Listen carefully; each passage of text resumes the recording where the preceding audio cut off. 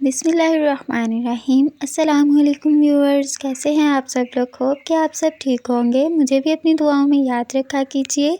आप देख रहे हैं फूड डेस्टिनी। आज हम बनाएंगे मटन की यखनी। सर्दियों के लिए बहुत ही बेहतरीन डिश है ये। रेसिपी अपनी शुरू करते हैं। बिस्मिल्लाहिर्रहमानिर्रहीम। 1 kg मटन लिया है मैंने, इसको प्रेशर कुकर में ऐड कर दिया।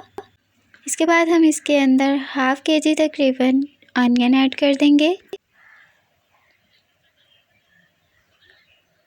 2 टेबलस्पून सॉल्ट ऐड कर दिया। आप अपने टेस्ट के मुताबिक सॉल्ट ऐड कर सकते हैं। इसके बाद हम इसमें 1 टेबलस्पून चिली फ्लेक्स ऐड कर देंगे। 1 टेबलस्पून टर्मेरिक ऐड कर देंगे।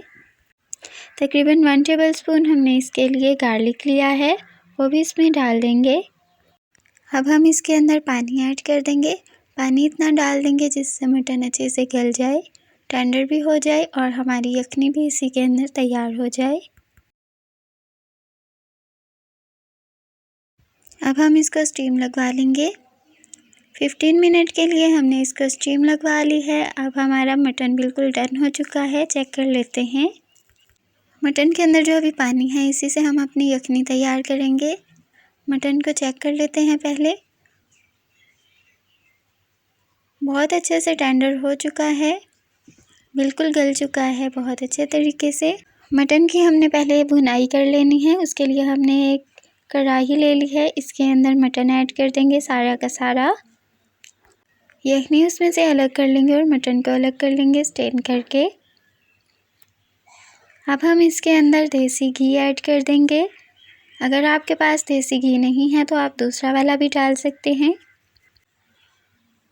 ½ कप हमने इसके अंदर देसी घी डाल दिया है। अच्छी तरह से अब हम इसकी भुनाई करेंगे जब तक इसकी स्मेल ख़त्म हो जाए।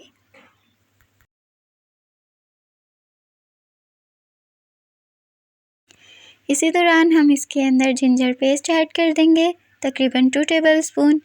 इसके साथ स्मेल ख़त्म हो जाती है और बहुत प्यारी सी खुशबू भी आती है। यखनी बनाना बहुत ही आसान है, नॉर्मल सालन से जल्दी बन जाती है लेकिन बहुत टेस्टी होती है और इसके बहुत से बेनिफिट्स भी हैं। रेड चिली पाउडर हमने ऐड नहीं किया था, उसकी जगह हम 1 टेबलस्पून इसके अंदर ब्लैक पेपर ऐड कर देंगे। 1 टेबलस्पून ज़ीरा डाल दिया। अब हमने इसकी दोबारा से अच्छी तरह से भुनाई कर लेनी है। तकरीबन 4 से 5 मिनट टोटल हमने मटन की भुनाई करनी है। इसके बाद स्मेल ख़त्म हो जाती है और बहुत प्यारी सी खुशबू आती है।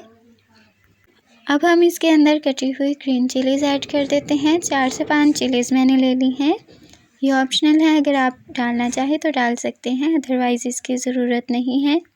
चिलीज़ डालने के बाद हम इसकी तब तक भुनाई करेंगे जब तक चिलीज़ के अंदर से कड़वाहट जो होती है वो ख़त्म ना हो जाए, वरना जो यखनी हम बनाते हैं उसके शोरबे में ये धूम मचा देती हैं और वो गले में सीधा जाकर लगता है। इसके लिए हम इसकी अच्छी तरह से पहले भुनाई करेंगे। ये छोटी छोटी टिप्स हैं जिनका ख्याल रखना बहुत ज़रूरी है, वरना हमारी रेसिपी बिल्कुल ख़राब हो जाती है। अब हम इसके अंदर यखनी ऐड कर देंगे जो हमने स्टेन करके निकाल ली थी। यखनी डालने के बाद हम इसको अच्छी तरह से पका लेंगे, क्योंकि यखनी अलग कर ली थी हमने तो अभी इसके अंदर स्मेल वगैरह होगी। इसको अच्छी तरह से पकाकर हमने इसको थिक कर लेना है थोड़ा, ताकि इसमें से स्मेल भी ख़त्म हो जाए। 4 से 5 मिनट के लिए हम इसको पकने के लिए छोड़ देंगे नॉर्मल फ्लेम पे। अब हम इसके अंदर लेमन जूस ऐड कर देंगे 3 टेबलस्पून। हरा धनिया ऐड कर लेंगे, इससे हमारी यखनी का टेस्ट बहुत अच्छा आ जाता है। यखनी हमारी डन हो चुकी है। व्यूअर्स, अगर अभी तक आपने चैनल को सब्सक्राइब नहीं किया तो सबसे पहले चैनल को सब्सक्राइब कर दें, बेल आइकन पर प्रेस कर दें ताकि आने वाली नई नई वीडियोज़ की नोटिफिकेशंस आप तक पहुंचती रहें। वीडियो अच्छी लगी तो कमेंट सेक्शन में अपनी राय का इजहार ज़रूर कीजिएगा। मिलते हैं इंशाल्लाह नई वीडियो में नई रेसिपी के साथ। तब तक के लिए इजाज़त दीजिए। अल्लाह हाफिज़।